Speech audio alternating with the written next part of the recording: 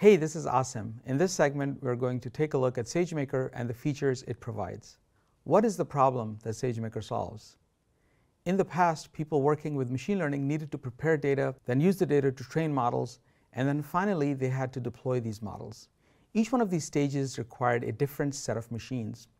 SageMaker is designed to streamline, automate, and make each one of these stages easier. What services does SageMaker provide? SageMaker provides three types of services. It provides notebook instances running Jupyter notebooks for cleaning and understanding data. SageMaker provides training instances for using the data to train a model. And it also provides endpoint instances for using the model to produce inferences. Let's take a look at how the data flows through SageMaker. Initially, the raw data appears in an S3 bucket.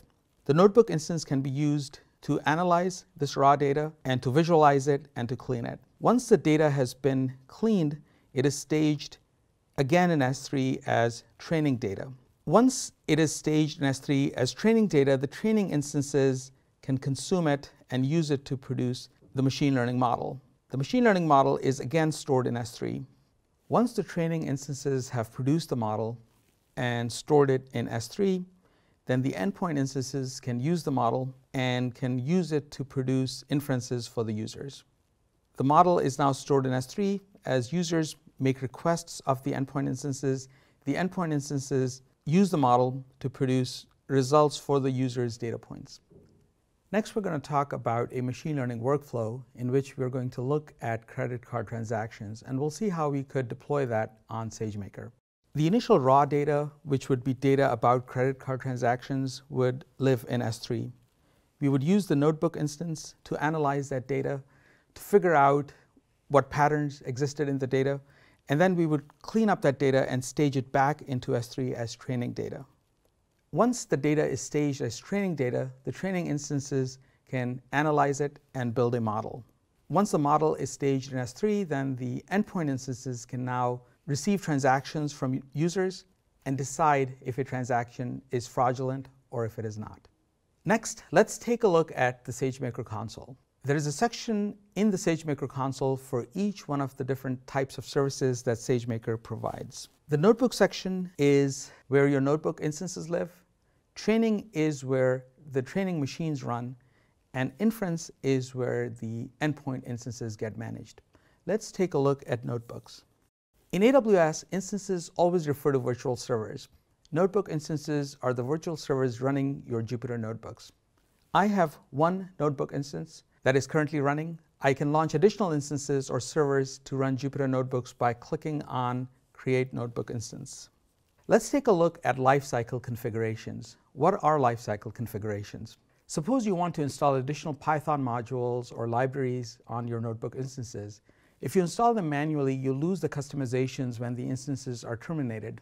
Wouldn't it be nice to have these installations applied automatically? Lifecycle configurations enable customizations to be applied automatically when a notebook is created or when it is started. Let us create a new lifecycle configuration. You can see that in this first section, you can customize the code that runs when notebooks start.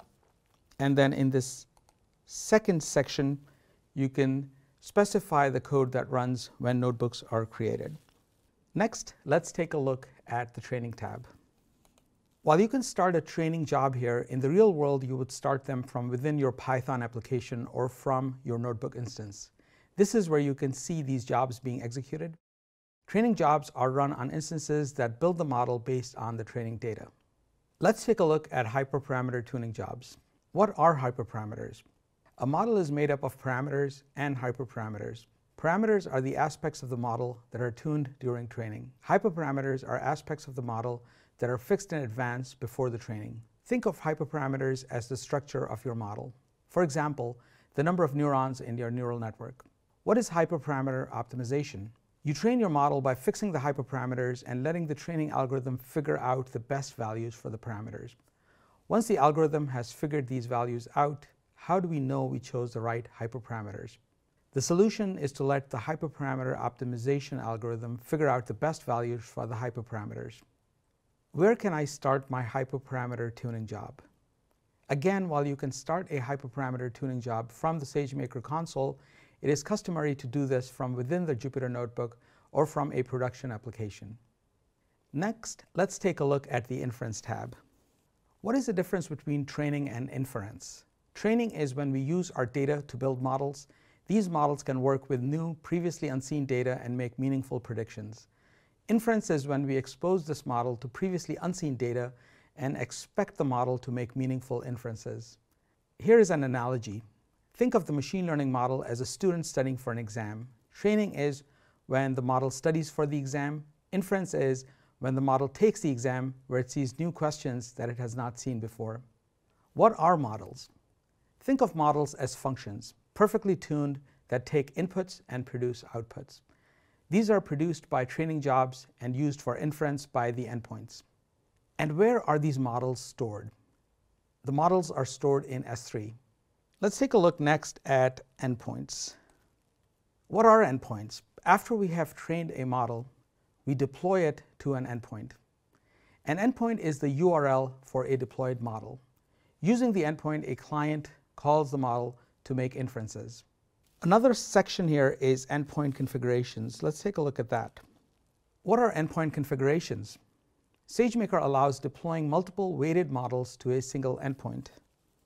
These are called production variants. An endpoint configuration defines all the production variants for an endpoint. For example, let's say we have an older model and two newer experimental models. To deploy them, we create an endpoint configuration with 3 production variants for the 3 models. We want the old model to process 90% of the requests and the 2 newer models to process 5% of the requests each. So what is the benefit of endpoint configurations and production variants? Here are some scenarios where endpoint configurations and production variants are useful. Using weighted production variants, we can gradually phase out older models and replace them with new ones. We can test new models by sending them a trickle from the request stream to see how well they do on real data. We can compare different models against each other in real-world situations. And we can also do blue-green deployment for machine learning models. Next, let's take a look at batch transform jobs. What are batch transform jobs? Batch transform jobs enable getting inferences on batches of data instead of on individual data points. Here's an example. Suppose we have a website that recommends ebooks to users. Instead of running the recommendation engine when the user visits the website, we'll want to run the engine as a batch transform job beforehand. This way, the recommendations are available when the user visits the site. So that was a tour of SageMaker. Throughout the rest of the course, we'll be using many of these features and going into more detail. Let's dive in.